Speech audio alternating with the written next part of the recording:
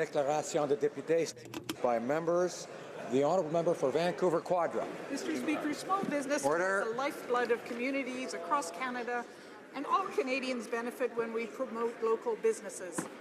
Small Business BC, which is supported by Western Economic Diversification Canada, is seeking nominations this month for the annual Small Business BC Awards, and I encourage all British Columbians to nominate an entrepreneur in their community by November 30th. In my community of Vancouver Quadra, the West Broadway Business Improvement Association has a Stars on Broadway initiative, which is shining a light on merchants who have been in business for more than 20 years. We have more than 70 of these unsung pillars of the community between Collingwood and Larch Street alone, from Ace Cycles, established in 1946, to the Toy Box in 1972, then Kids Books in 1983, and Nat's Pizza in 1992, plus so many more. From their stores to their stories, small businesses matter. I invite all members of this House to check out and thank the small businesses in their communities. For Milton. Thank you, Mr. Speaker. The Liberals are already demanding families in my riding of Milton, Ontario, and all across Canada to pay a new carbon tax that will drive up the cost of everything and force businesses to lay off workers. But wait, there's more. In order to appease special interest friends, they're now actually overriding the provinces and dictating how they generate electricity, and in that process, driving up hydro bills. Even Kathleen Wynne has admitted she was wrong to force Ontario families to suffer in this way. When will the Prime Minister have to apologize for the suffering that his hydro price hike will cost? Ce n'est pas un enjeu de l'environnement. It's not an environmental issue. This is an issue of the Liberal government that arrogantly thinks it can force people to change their lifestyles just to satisfy Liberal ideology. Especially in the winter months. Forcing provinces to replace this capacity without any real plan to do so will cost billions of dollars and jobs across Canada. The Honourable Member for Châteauguay-Lacob. Thank you, Mr. Speaker. I want to pay one last tribute to a person who made a great contribution to the development of Châteauguay-Lacob, Ms. Danielle Wolfe, who succumbed to cancer on October 25th at the age of 57. Born in St. Remy, Danielle was well known in the region for her remarkable social commitment. Over the past 10 years, she valiantly led the Greater Châteauguay Volunteer Action Centre. As a trained social worker, she was involved in many initiatives, but she devoted her time to women in shelters and to women's centers. This fight was her job, but also her hobby and her passion. Danielle was awarded a medal from the National Assembly for her countless volunteer hours. Despite leaving us at such a young age, Danielle leaves behind a wonderful legacy. Thank you. The Honourable Member for Jonquière. Mr. Speaker, 2016 has been yet another extraordinary year for the Patro in Jonquière. The dynamic team's dedication enabled them to help more than 15,000 young people. What an accomplishment. This impact in the community was made possible by the some 200 volunteers and dozens of young people who work as monitors. Ever-changing, the Patro now needs a new gym to offer good quality services to young people throughout the Greater Jonquière region. Thanks to the inspiring team and with help from the community, we hope with all our hearts to be able to inaugurate a new gym in time for the Patro's 70th anniversary. I'm so proud of supporting the Patro. Long live the Patro. Honourable Member for St. John's South, Mount Pearl. Monsieur le Président, last month I went to the 40th anniversary of the Goulds Volunteer Fire Department at St. Kevin's Parish Hall, along with the Honourable John Crosbie and his wife Jane. It was a marvelous evening in which Mr. Crosbie took a moment to give his thoughts on the then impending U.S. election in the tactful diplomatic language for which he is known in this House. As I was leaving, one of the firemen pulled me aside and said, "I've heard you give statements in the House of Commons. I think you should give one to honor all the volunteer firemen in Canada and all the families who wait for them at home." Mr. Speaker, I told him I would. Thank you to all our volunteer firemen and to their families. for their time, for their courage, for their heart. Keep safe, and thank you for keeping us safe. Merci, Monsieur le Président. Thank you, Mr. Speaker. The honourable member for Lambton, Kent, Middlesex. Mr. Speaker, I want to give a shout out to all the amazing small businesses in my riding of Lambton, Kent, Middlesex. Every day, they work hard and greatly contribute to our communities. Two young hockey player entrepreneurs, Matt LeBerge and Dan Black, who created Clap Bomb, a hand deodorizer to get the smell of hockey gloves off your hands. They saw a hole in the market for a necessary product, took a shot at it with great success. This is just one example of the ingenuity and the initiative that I see all the time in our small towns in rural areas. Mr. Speaker, my colleagues and I continue to encourage the government to stop raising taxes on small businesses, but rather help these and assist these people to provide so much to our rural communities. Thank you, Mr. Speaker. Honourable member for St. Catharines. Thank you, Mr. Speaker. I rise today to speak of an upcoming ballot. This is not a member for the Minister of Democratic Institutions. I am, Mr. Speaker, speaking about the Baseball Hall of Fame ballot. Though it may seem unusual to speak about baseball on this frigid week in Ottawa, a player is on the ballot in his final year of eligibility and worthy of our support, Tim Raines. Raines was one of the finest baseball players in the 1980s. He was National League batting champion in 1986. For 5 years, he was measured as one of the most valuable players in the National League and had an impressive on-base percentage on par with Tony Gwynn, who is a Hall of Famer. Raines is one of the greatest leadoff hitters of all time and fifth all-time in stolen bases. So why isn't he in the Hall of Fame already? The only knock against Raines is that he played his best years for the Montreal Expos. As an ESPN columnist pointed out, when you Google the phrase, Tim Raines shouldn't be in the Hall of Fame, it produces 0 results. Mr. Speaker, I call upon the voters, the members of the Baseball Writers Association, to right this wrong and vote Tim Raines into the Hall of Fame.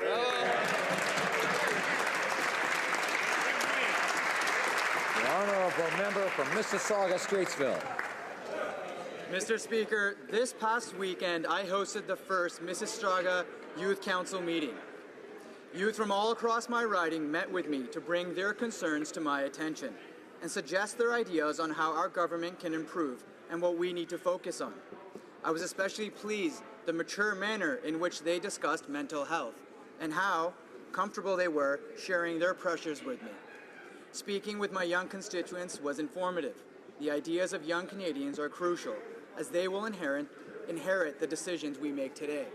I would like to thank Devro, Stephanie, Julian, Ahab, Shri, Hamad, Shayan, Mohammed, Ariel, Fatima, Gunjan, Melissa, William, Jasimar, Gurkaran, Saad, Joyce, Zane, and Sarah.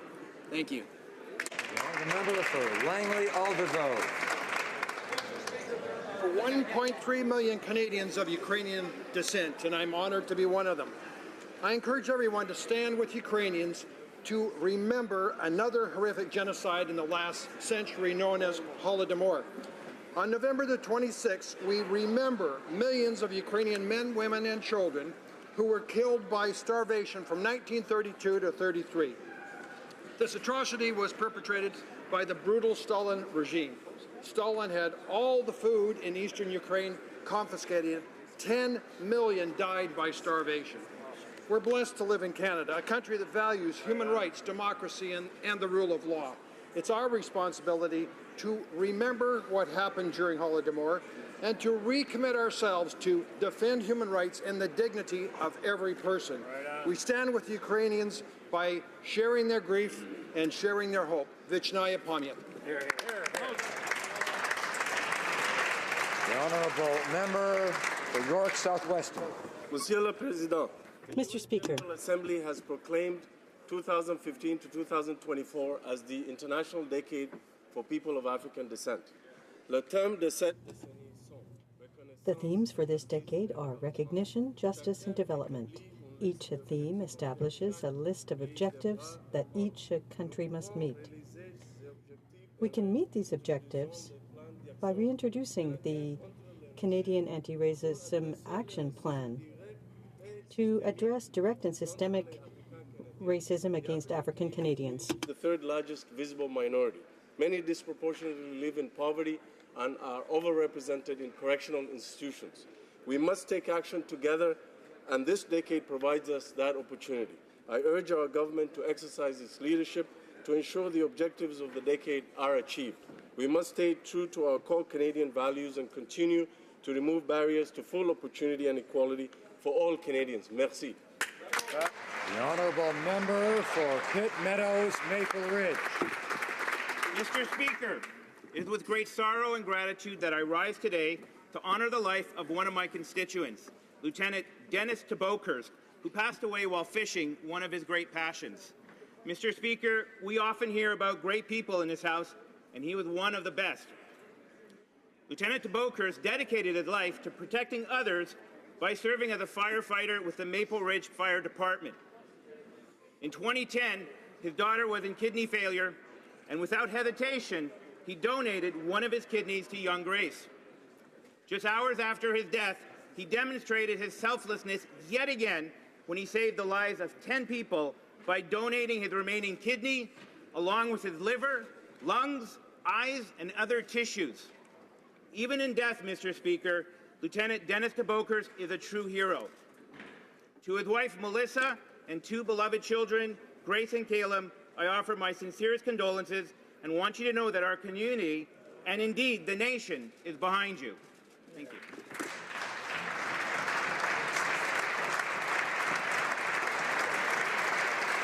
The honourable member for Bow River. Thank you, Mr. Speaker.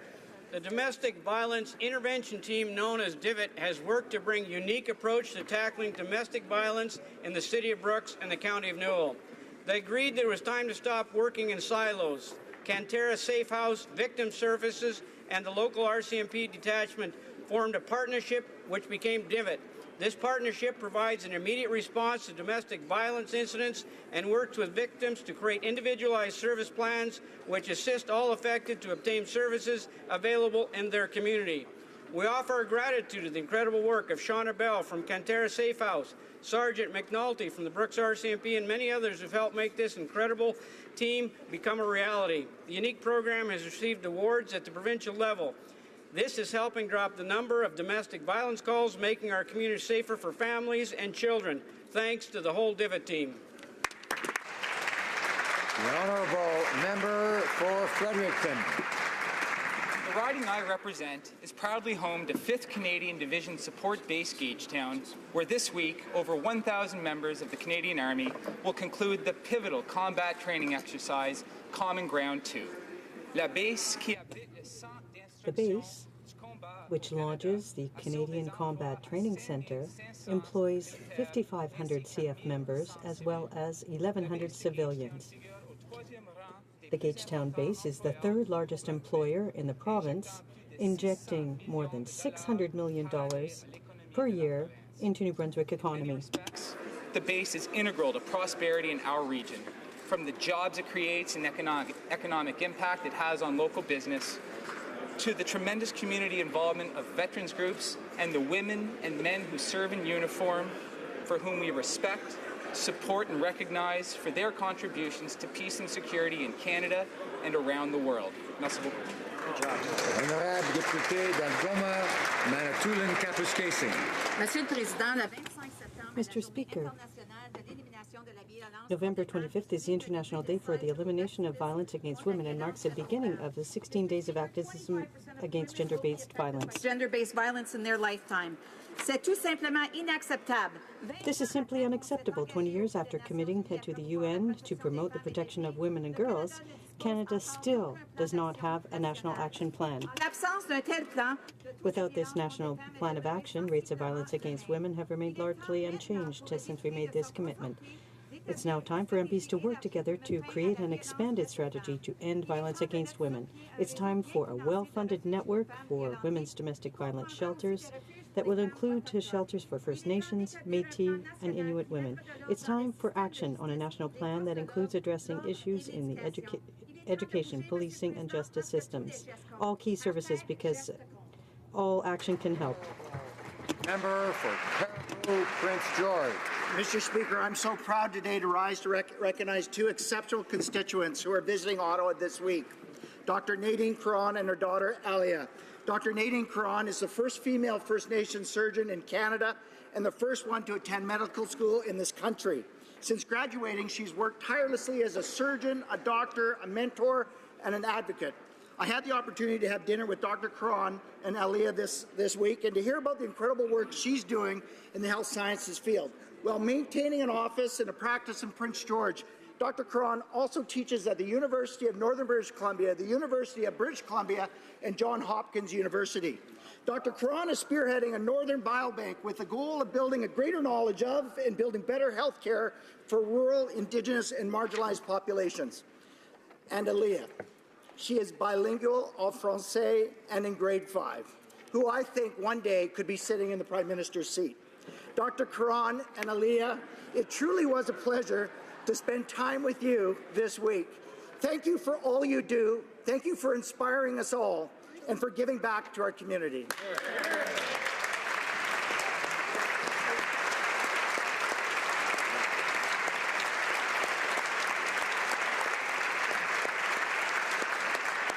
The honourable member for Pickering-Uxbridge. Mr. Speaker, last month I was honoured to have attended the Governor-General's presentation of decorations for bravery. A constituent of mine, Daniel Patrick Green of Uxbridge, Ontario, was being honoured for his courageous actions on January 30th, 2015. Daniel was in Trent Lakes that day when he witnessed a man's ATV go through the ice on Buckhorn Lake. Knowing he had to act quickly, Daniel grabbed a broom and rushed to assist the victim, who was holding on to his overturned ATV. Although the threat of nearby open water loomed large, and only after several attempts, Daniel managed to pull the victim to safety and stayed with him on the solid ice until help arrived. It was a pleasure to meet Mr. Green and his wife at the ceremony and to hear more about the events of that day. Daniel is a true hero and serves as an example of how selflessness and bravery can change or even save a life. Thank you, Mr. Speaker.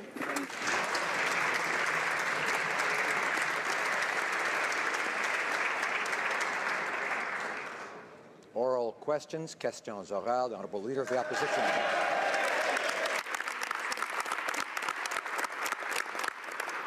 Mr. Speaker, the Prime Minister has had a serious lapse in judgment. He's hosting Liberal Party fundraisers with Chinese billionaires. These are the Chinese 1%. These are also people who are in the upper echelons of the Communist Party. They do not have Canada's national interests at heart. In fact, they've been linked to engaging in corporate espionage and hacking our own government servers. So why is the Prime Minister willing to sell out our national interests for a donation to the Liberal Party? Minister of Fisheries. Mr. Speaker, the Leader of the Opposition knows full well that at all times our party follows the fundraising rules that are applicable. She also knows, Mr. Speaker, that only Canadians can contribute to Canadian political fundraising efforts. And she also knows that the names of every individual who attends these very routine fundraisers is disclosed publicly as the law requires. And Mr. Speaker, the Liberal Party has had a considerable record of following the fundraising rules, something that her party can't say. Honourable Leader of the Opposition. Mr. Speaker, yesterday, in response to my question about hosting this Cash for Access fundraiser with Chinese billionaires, the Prime Minister said himself, and I quote, "That is why we've committed to engaging positively with the world to draw in investment." So he admitted that he's discussing government business at a fundraiser, which clearly violates his own ethical guidelines. We've said it before, Mr. Speaker, these fundraisers don't pass the smell test. So will the Prime Minister do the right thing and stop these Cash for Access programs? Honourable Minister of Fisheries. Speaker, the Leader of the Opposition knows that when ministers, members of Parliament, the Prime Minister attend partisan fundraisers, it's done to raise money for election campaign preparedness, and every single party in this House, Mr. Speaker, does exactly the same thing. When we go to those fundraisers, Mr. Speaker, we talk to Canadians about a whole range of issues, as we do in thousands and thousands and thousands of open public events across the country, something her government never did. Leader of the Opposition. Mr. Speaker, yesterday I asked about a case where a 50-year-old man sexually assaulted a 15-year-old girl, and the judge refused to give a 1-year sentence to the perpetrator. Apparently 1 year was too much. But the Prime Minister's response was staggering. He defended the judge and he said that they make responsible, reasonable decisions about the cases before them. He could have stood up for the victim, but instead he stood up for the judge. Does he understand that comments like that make it harder for women to come forward when they're sexually assaulted?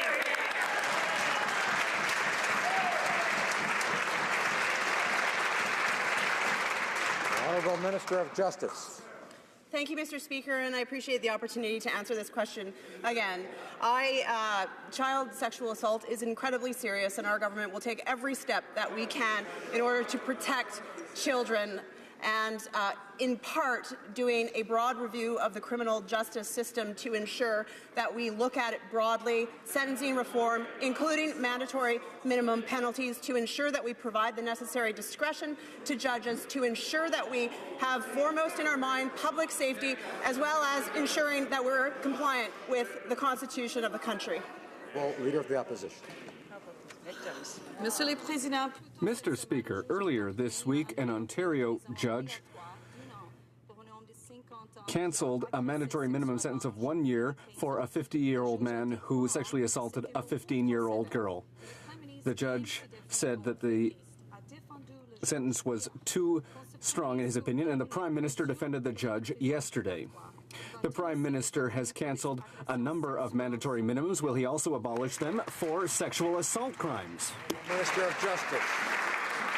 Thank you, Mr. Speaker. As I said, we are conducting a broad review of the criminal justice system, including sentencing reform, including a comprehensive review of the mandatory minimum penalties that are contained within the criminal code, with an eye to ensure that we provide the necessary discretion to our judiciary across the country, ensure that we uphold public safety, ensure that we provide efficiencies and effectiveness and fairness in the criminal justice system, as well, and fundamentally ensure that we're in compliance with the Charter of Rights and Freedoms, the Constitution. The Honourable Leader of the Opposition. Mr. Speaker, it's been nearly a month since this House unanimously passed a motion to bring Yazidi women and girls to Canada. We thought we won a victory for women who have been persecuted and enslaved by ISIS terrorists, but now government officials have admitted they're only targeting 50 women and girls to bring to Canada for safe asylum. These women deserve more than a token effort. Their lives are on the line. So, Mr. Speaker, will the Prime Minister honour the spirit of this motion and do more for these girls? Honourable Minister of Immigration.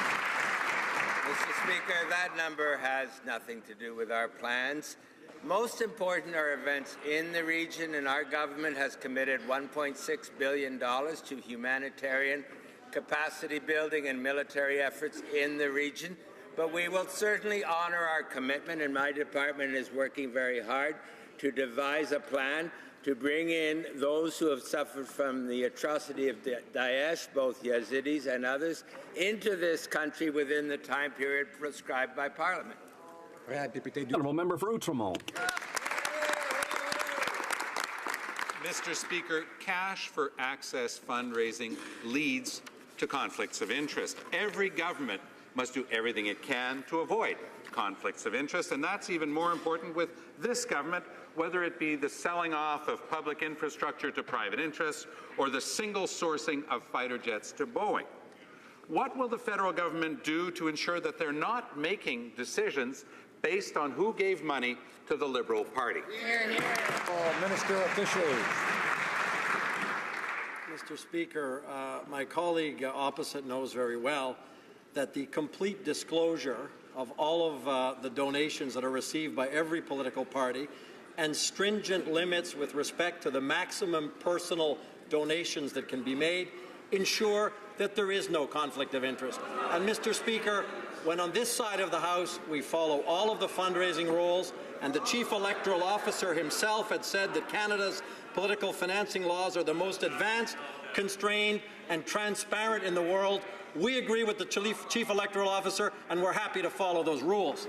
The member for Outremont. Really too bad the Prime Minister won't answer these questions himself, but to that member of Parliament, of all the political parties here, he refers to all parties, only one party is the government and can make that sort of decision.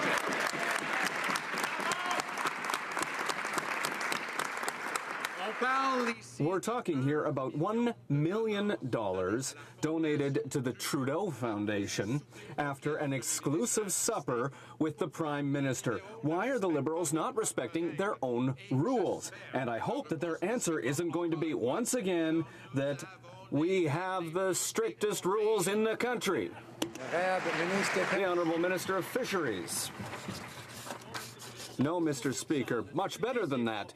The member knows very well that the Pierre Elliott Trudeau Foundation is a charitable organization that is independent and without any political affiliation. Mr. Speaker, I see my colleagues. Order. I have a hard time hearing the answer, and I must hear the answer. The Honourable Minister of Fisheries has the floor.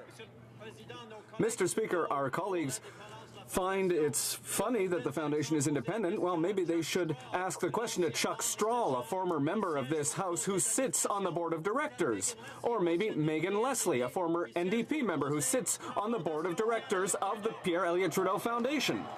The Honourable Member for Outremont.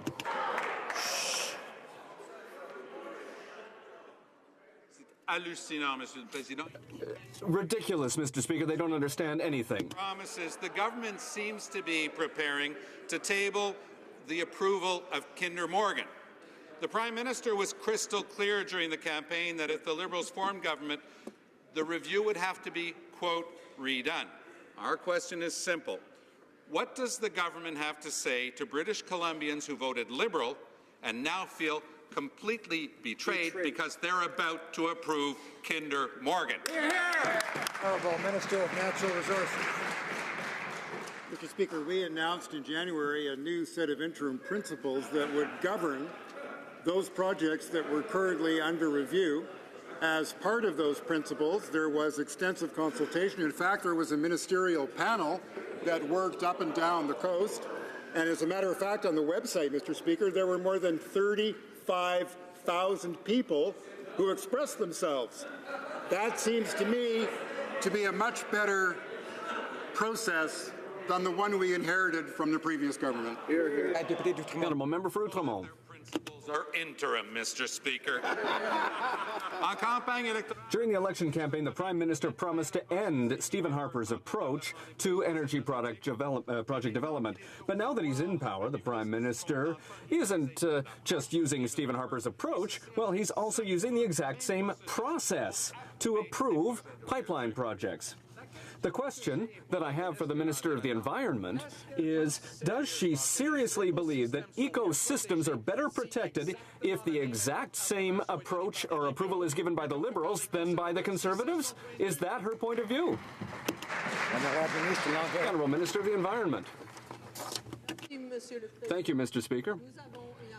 We have an approach that is based on science, on facts. We are listening to Canadians, and we are working very hard to reestablish the trust of Canadians in our environmental processes.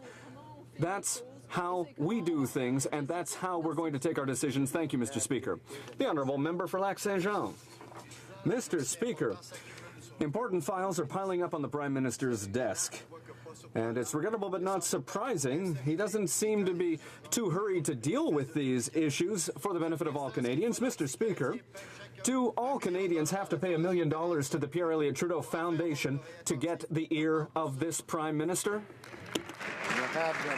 The Honourable Minister, the Honourable Parliamentary Secretary to the Minister. Thank you, Mr. Speaker. Somewhat disappointed. The truth will kind of set you free. Mr. Speaker, I must say to the opposition does seem to be confused about how donations to charities actually work. If they need a lesson on how independent charities and donations work, perhaps they should ask the member from Chilliwack Hope to call his father. Mr. Speaker, his father, the former Conservative MP, actually sits on the board of directors, Mr. Speaker. So it might be worth making that telephone call. It should be clear, Mr. Speaker, that the Prime Minister has absolutely no involvement in this charity, or has no involvement in this charity, Mr. Speaker. The Honourable Member for Lac-Saint-Jean. $40 million, maybe we'll look at other place, Mr. Speaker. Mr. Speaker, the Prime Minister spoke yesterday about meetings held to promote investment in Canada and to promote economic growth. However, By granting access to himself for cash, he's taking care of the Liberal Party instead of taking care of Canadians. Mr. Speaker, do you have to give money to the Liberal Party to hear from this Prime Minister? Can they explain the difference between affairs of state and affairs of the Liberal Party of Canada? Okay. Mr. Speaker, let's be very clear that we have in Canada some of the most strictest rules in the country. We have many ways in which other jurisdictions will raise money.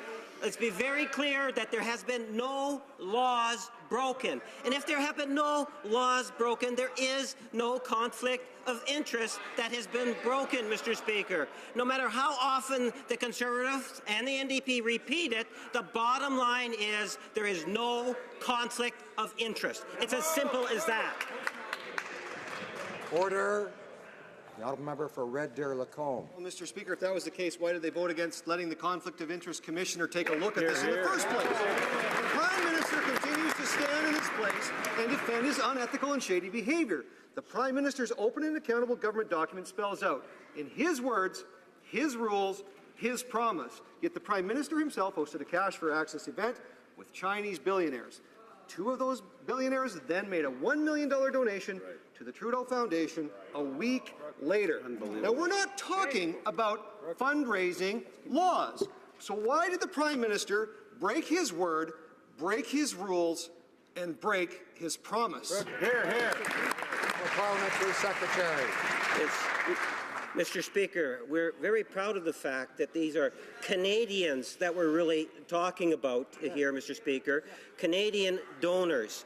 The reality is that we have some of the strictest political financing regulations in the country, and they are always being followed, Mr. Speaker. We find it peculiar that the opposition members are trying to politicize the particular issue, since they were very well know, or they should very well know, that the process for approval of this was in 2012 under the previous government and was approved by the Minister of Finance, Joe Oliver.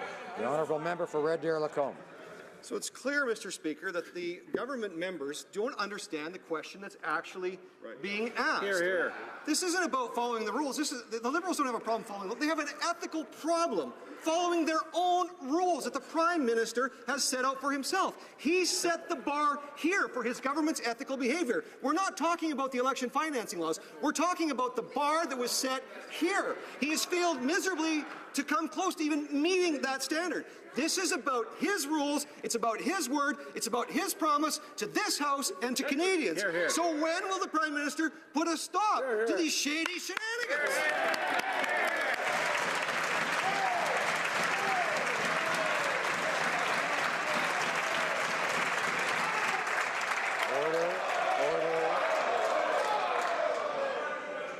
Order.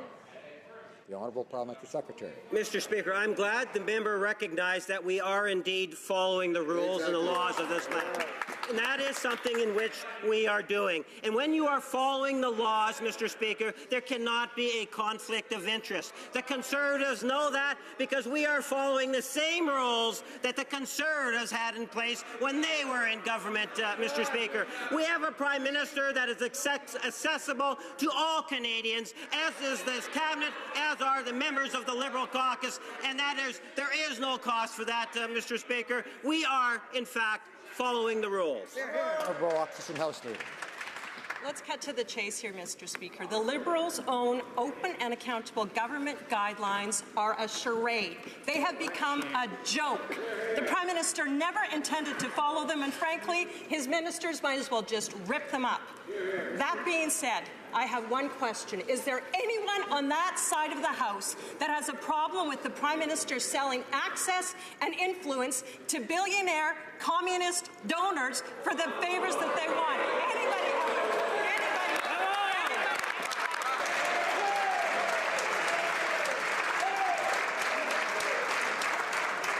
Order. The Honourable Parliamentary Secretary. Order. Madam Speaker, talk about pumping up the rhetoric. You know, we're all Canadians. The member should know that it is Canadians that donate to political parties. At least, Mr. Speaker, that is a part of the law. The law is important to recognize here because, in fact, the Liberal Party has been following the law, Mr. Speaker, and that's why there is no conflict of interest. At the end of the day, we have a government that is open to all Canadians, and that has been demonstrated in a very historical fashion. Never before have I witnessed in my 25 years a government that has been so aggressively progressive in terms of reaching out, connecting with Canadians, and delivering on the policies that are important to Canadians. The Honourable Opposition House Leader.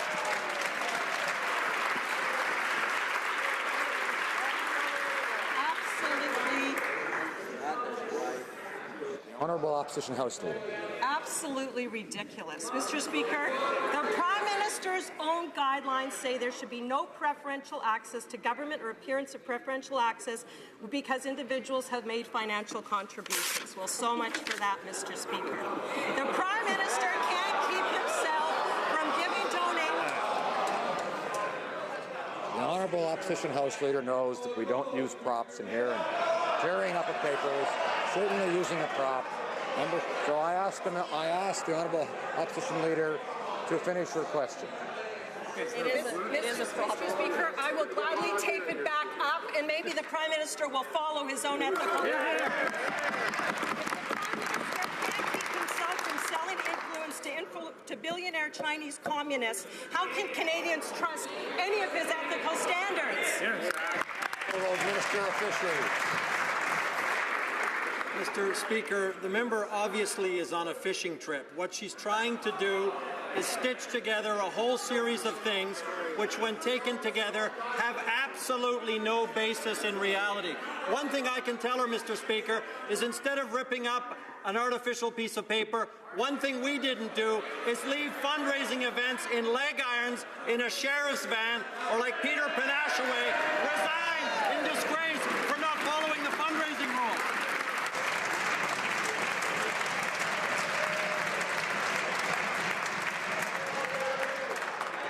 Order. Order. Alors. Order.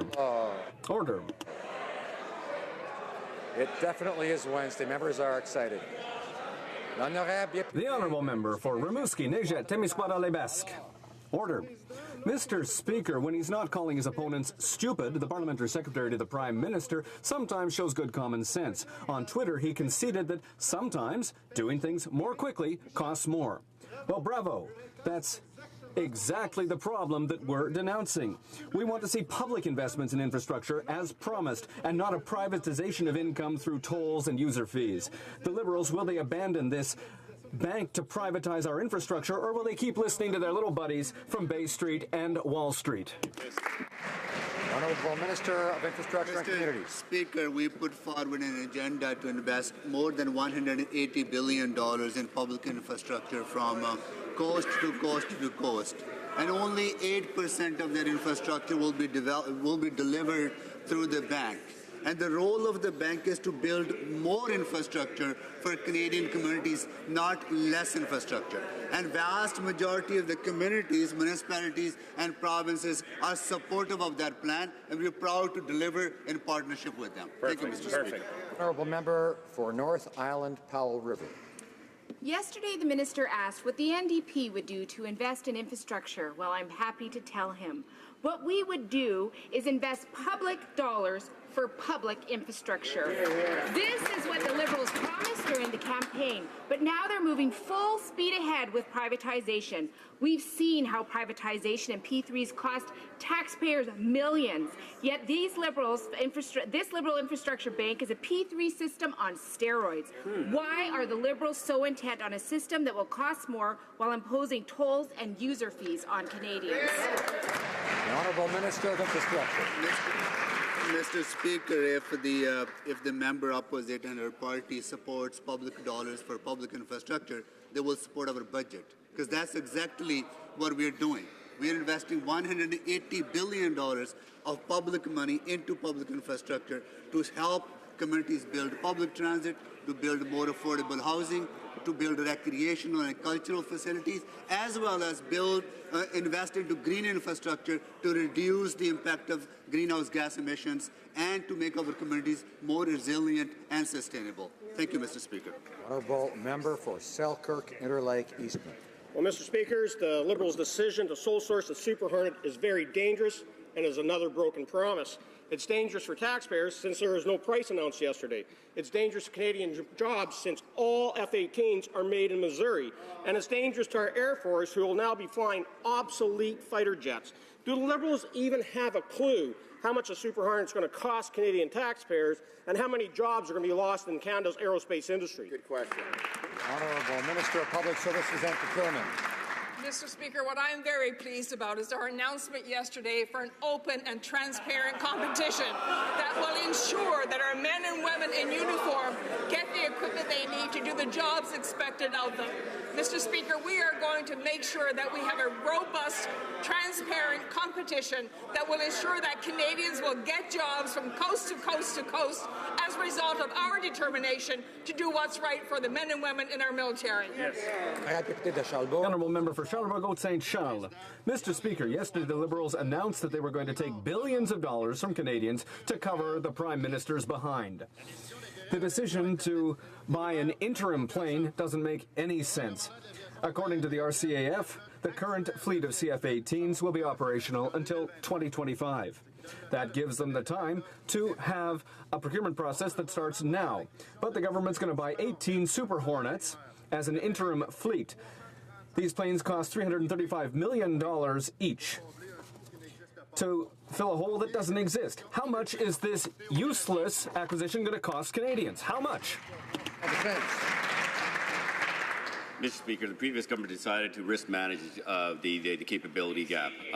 Our government is not willing to take this risk. We're going to be investing in the Canadian Armed Forces. That's why we're going to have an interim fleet of new aircraft to fill this gap and making sure that we can meet all our obligations to NORAD, NATO, and any unforeseen situations. If anybody thinks that we're not going to have any unforeseen situations, to think about 9/11 when we had to put every single fighter up in the air. Thank you, Mr. Speaker.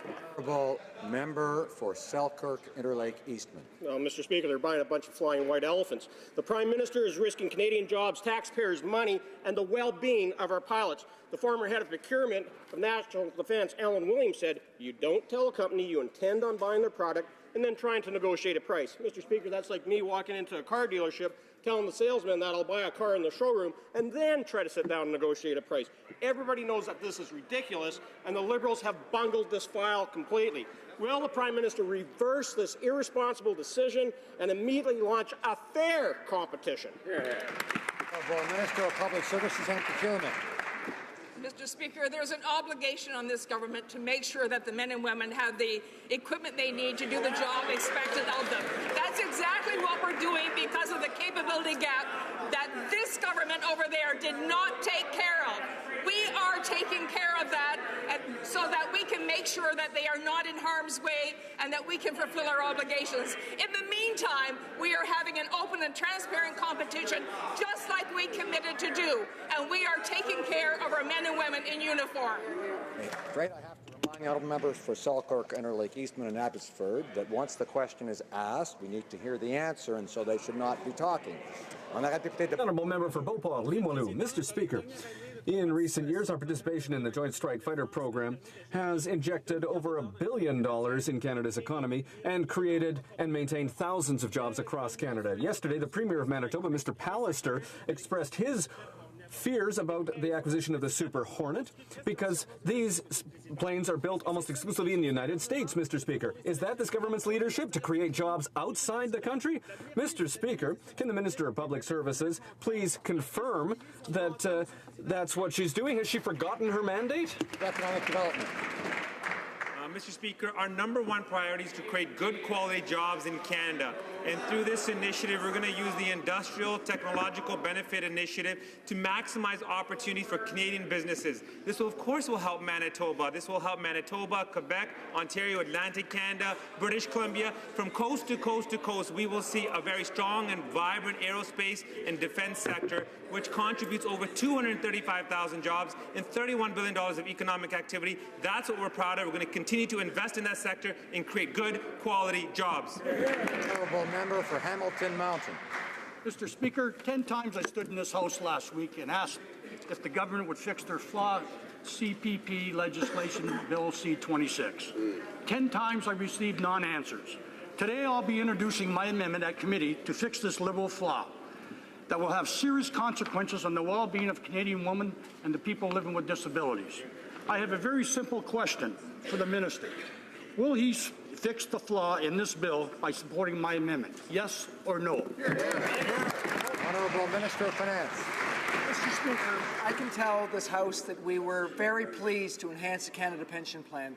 We know that that improves outcomes for Canadians, all Canadians, in future around Canada Pension Plan opportunities. We also recognize that it's particularly good for women who have less participation in workforce pension plans and who live longer. So we are indeed sure that this is a positive thing for women. We will continue to advocate for provisions that will make sense for all Canadians, including women, and it's something I will bring up at the meeting with premiers. I'll have the honourable member for Nanaimo Ladysmith. Are you kidding? How can a feminist government be proud of a bill that penalizes women?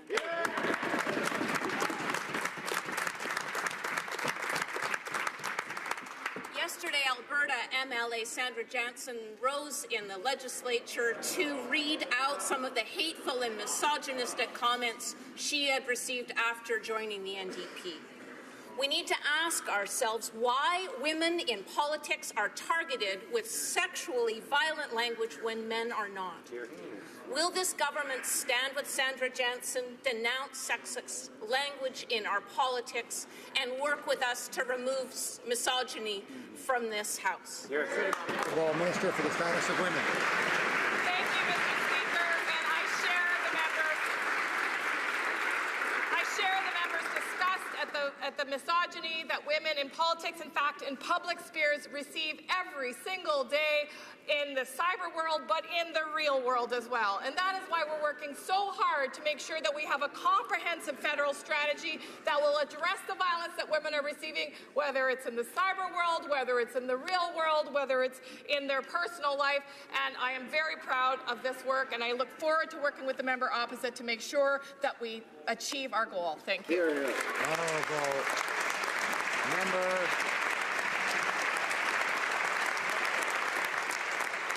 Member for Niagara Falls.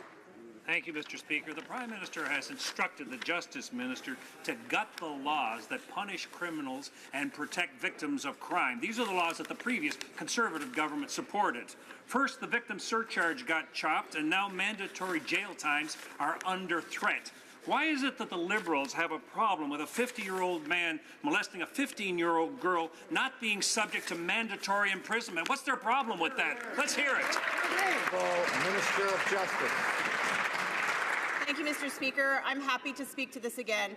To repeat, without question, child sexual assault is absolutely unacceptable.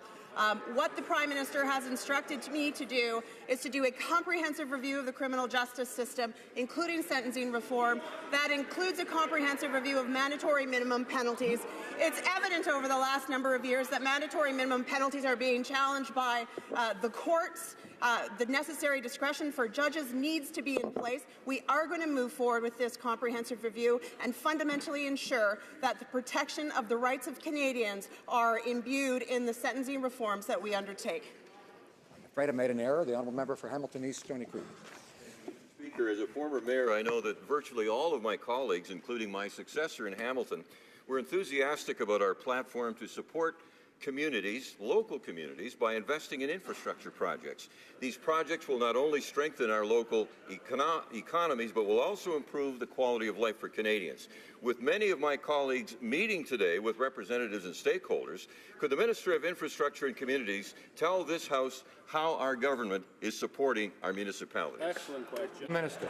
Well, Mr. Speaker, as a former city councillor and now minister, I welcome the Federation of Canadian Municipalities to the Hill.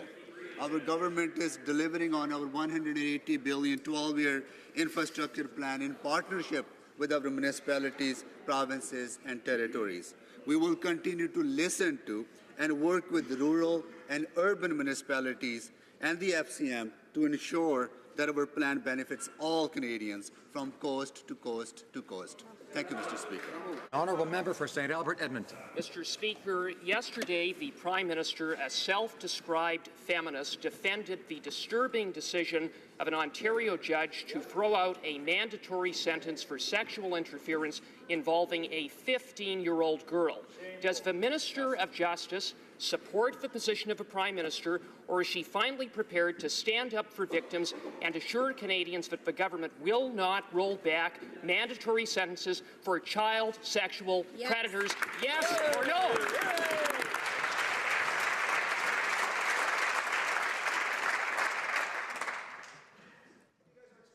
Thank you, Mr. Speaker. I am committed to standing up and following through with the mandate that the Prime Minister gave me to do a comprehensive review of the criminal justice system, including sentencing reform, and that includes looking at mandatory minimum penalties to ensure the laws that we have in place are meeting their objectives. This is what I'm going to undertake. Certainly with respect to child sexual assault, that is wrong, and we are going to ensure that we work with the judiciary, work with all the actors in the criminal justice system to ensure that we're achieving the ends of the legislation that we have in place. Member for South Surrey White Rock. Well, thank you, Mr. Speaker. The Liberals are taking away $15 billion from communities to set up their new bank. We repeatedly warned that the small and rural communities would be left out of the funding opportunities. Instead of listening, the Liberals called Canadians stupid and irresponsible for raising concerns. Yesterday, the Finance Minister was forced to admit that small communities will, in fact, be left out. When will the Liberals stop betraying rural communities and start working to get infrastructure built in every part of the country? Honourable Minister of Infrastructure. Mr. Speaker, we understand that the infrastructure is the foundation for building strong and sustainable communities, including the rural communities. So let me tell you what we are doing. Water and wastewater upgrades for Red Deer, Alberta. Upgrades to Tonomalandigan water in Saskatchewan. Wastewater treatment upgrades for Selkirk and Gimli in Manitoba. Wastewater upgrades to Royal Oak Bay, Ontario. And there's more I can say, but now I encourage members to actually visit Infrastructure Canada website and see how many projects we are funding for. The Honourable Member for Richmond North Athabasca. Mr. Speaker, all those projects don't come from the Infrastructure Bank. It wasn't even around when they were funded. The government's creating a new infrastructure bank for its cronies, again with the cronyism. Take $15 billion that was earmarked for municipalities and spend it on the new bank. Yesterday, didn't the Finance Minister himself admit that smaller municipalities would not have the opportunity to fund projects through this bank?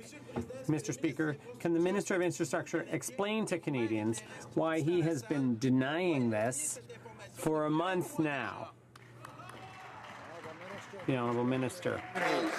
Mr. Speaker, I don't know which part of the plan the member does not understand, and we are investing $180 billion, and we have approved more than 980 projects with combined investment of $12 billion. Out of that, hundreds of projects are for rural communities, helping with the water, wastewater infrastructure, with the roadway infrastructure, and all kind of infrastructure that our rural communities need. We are proud to develop a plan that is going to work for all communities, large cities, mid-sized cities, and rural and northern communities. The Honourable Member for Trois-Rivières. Mr. Speaker, according to the member for Quebec City, it'll cost no less than $400 million to repaint the rusty Quebec City Bridge. During the election campaign, the Liberals promised to take charge if no solution was found by June 30th, 2016. 5 months later, there's no agreement in sight with CN.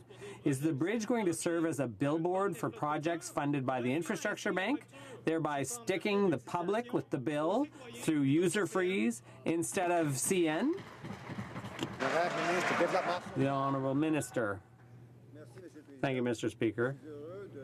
I'm happy to take this opportunity to say that the situation in Quebec City is quite different from what it was for the past 10 years.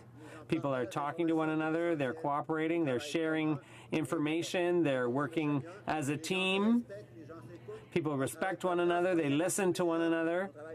We're working for a forward-looking economy, for sustainable development, for a good economy for the Quebec City area, and good news for Quebec City. I'm very glad to be a part of it all. Mr. Speaker, we keep seeing how this government puts a priority on their Bay Street friends instead of everyday Canadians. We have a minister who won't stand up to the billionaire to whom the Liberals sold the Port of Churchill, and a Prime Minister who's busy going to Cash for Access fundraisers and yet hasn't visited Churchill or the Arctic since the election. Manitoba municipalities are calling for federal action to reopen the port in 2017. So when will the Liberals stop catering to their billionaire friends and stand up for Canada by saving the Port of Churchill? Honourable Minister of Economic Development.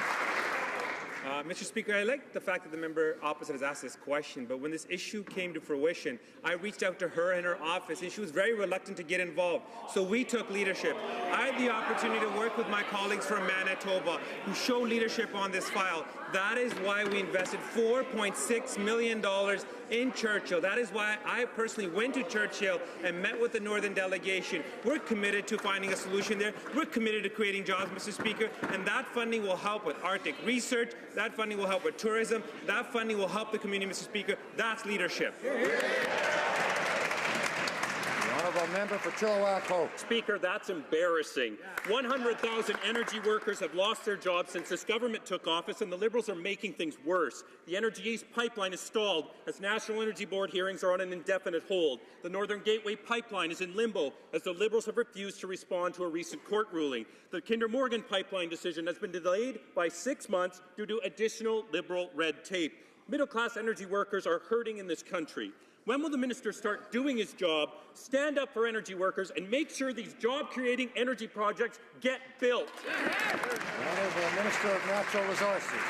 Mr. Speaker, we have shown certainty where before there was only uncertainty. We have a very specific set of timelines that are predictable.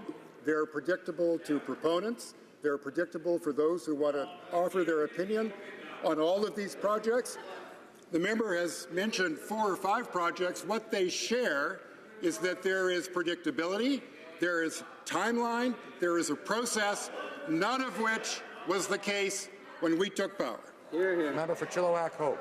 Mr. Speaker, the only thing predictable is that Liberals will never stand up for Canadian energy workers.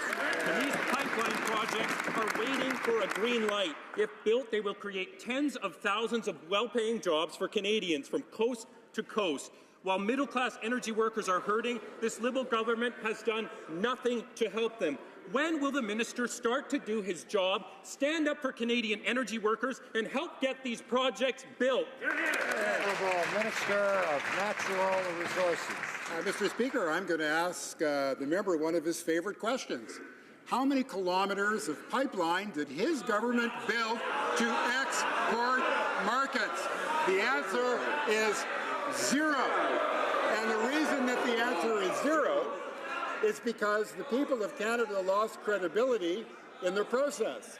In order to rebuild that credibility, we have established a set of rules that will govern those projects that are currently under review that will lead to long-term reform of the National Energy Board, which is in Canada's interests. Honourable Member for Kamloops, Thompson, Caribou. Order. Mr. Speaker, 31 Aboriginal communities are partners, equity owners in the Northern Gateway project. As they wrote in a statement last September, collectively our communities stand to benefit from more than $2 billion directly from this project. $2 billion, Mr. Speaker. That's going to be for jobs, for businesses, for educational opportunities, for long-term benefit. So I want to ask this minister, will he follow the court order and immediately start to renegotiate consultations with the Indigenous communities? Honourable Minister of Natural Resources. We don't want to refer to what the Federal Court of Appeal said in the Northern Gateway case. It said that the Harper government had insufficiently consulted Indigenous peoples. That's right. That was the reason. Yeah. Not because of the proponent, not because of the regulator, but because of her government. We think that Canadians deserve a better process, and that's what we're giving them. Right on. Honourable member for Eglinton Lawrence. Mr. Speaker, the Minister of Justice and Attorney General of Canada was given a mandate to ensure that the government maintains the greatest possible respect for the Charter of Rights and Freedoms in all of its legislation. Can my honourable colleague inform this House what concrete steps the government is taking to demonstrate its commitment to the Charter on behalf of all Canadians, including the LGBTQ2 community, who has long advocated for equality of rights when it comes to sexual orientation? The Minister of Justice. Thank you, Mr. Speaker, and I'd like to thank the member from Eglinton Lawrence for the question. The Charter of Rights and Freedoms is the pride of all Canadians, and our government is committed to ensuring that our legislation is constitutional and ensures the highest standards that Canadians expect. As with all legislation that I've introduced as Minister, I was very pleased to last week introduce a charter statement on Bill C-32, an act to repeal Section 159 of the Criminal Code. And in doing so and tabling a charter statement, ensuring that we invite the public and parliamentarians into the thinking and the review that I've undertaken to ensure that our legislation is constitutional. The member for Abbotsford. The government has announced a coal plan that will drive up electricity costs across Canada. We've seen this story before. In Ontario, Gerald Butts orchestrated the infamous Green Energy Plan, where electricity rates skyrocketed to the highest in North America. The policy was such a disaster that Premier Wynne had to publicly apologize. Now Mr. Butts has convinced the Prime Minister to adopt the same crazy plan. Why are they so intent on driving seniors out of their homes and businesses out of our country? And why won't he stop this insanity before he has to also apologize? Great question. Honourable Minister of Environment. Thank you, Mr. Speaker, and I'd like to thank the member opposite for his question. I'm extraordinarily proud of the action taken by our government to phase out coal-fired power by 2030. This is a very important measure. That it will not only reduce greenhouse gas emissions, it will improve the health of Canadians, it will improve the health of elderly people, of young kids who have asthma, it will stop premature deaths, and we will be working with all of the provinces and territories to ensure that we have a win-win solution for ratepayers, for workers, and for the economy. I urge members to show a little more respect for each other. The Honourable Member, the Honourable Member for Berthier-Maskinongé. Thank you, Mr. Speaker. The Liberals promise to be transparent and to work in the interest of Canadians. But when it comes to the St. Cuthbert, Mascouche and Terrebonne airfields, the Transport Minister is content with bungled, biased consultations that favour proponents at the expense of our communities. That's not good enough, Mr. Speaker. Will the Minister listen to the people of St. Cuthbert, come clean, and put a halt to this project? The Honourable Minister of Transport. Mr. Speaker,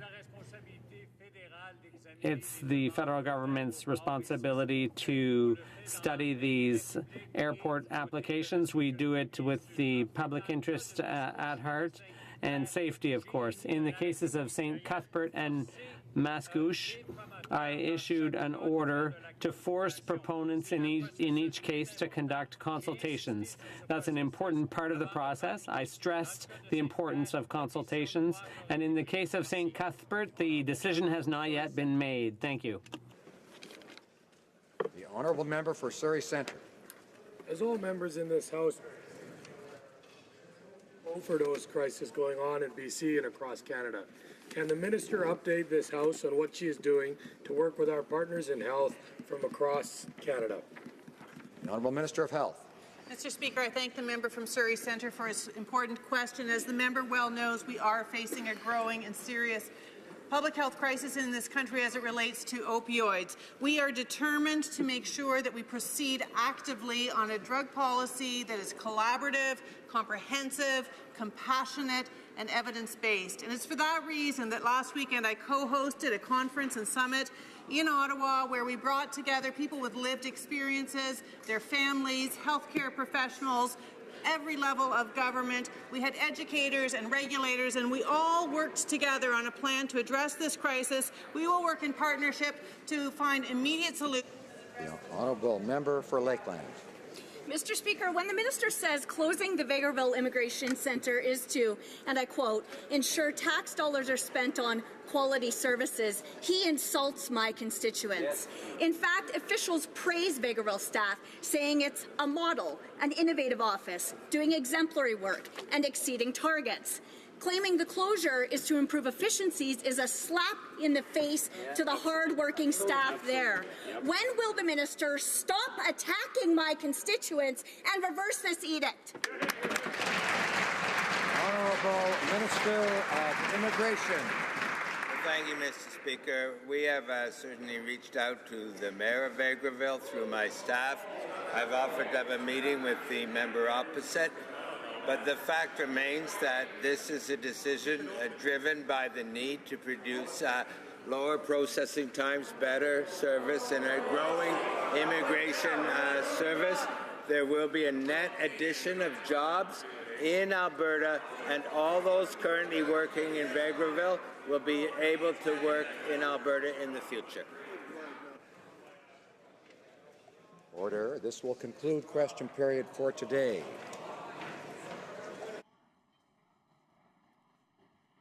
Red Deer Lacombe is rising on a point of order. Speaker, order.